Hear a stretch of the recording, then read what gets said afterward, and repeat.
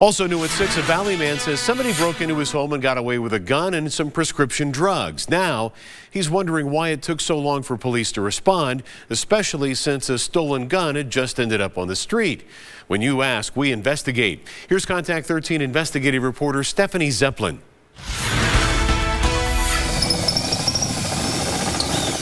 Maintenance was busy at work Friday installing security doors, the one thing making Randy Kinder feel any safer the day after his home was burglarized.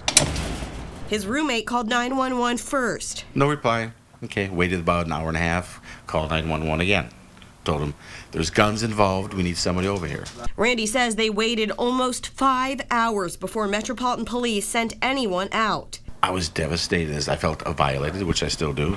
We couldn't sleep last night. But when someone got there, he says it was an auxiliary officer. We pay their salary. They're supposed to be our civil servants, to protect and serve, and they did not. And then they sent an auxiliary officer that just took information. They didn't do no fingerprinting, no photographs, and nothing.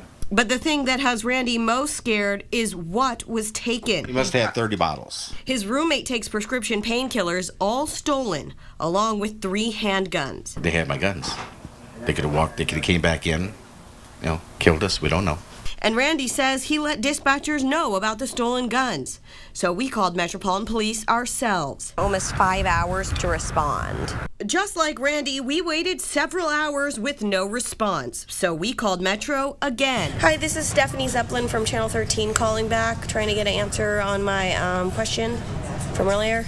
They explained the person they sent out was a patrol services representative. They're not sworn officers, so they send them on calls where they won't be in contact with suspects. There were firearms stolen, and I know that that's a concern of Metro's. Metro says it's up to the person on scene to determine whether there's any reason to take photos or fingerprints, and they could not give us a more specific explanation. Stephanie Zeppelin, 13 Action News.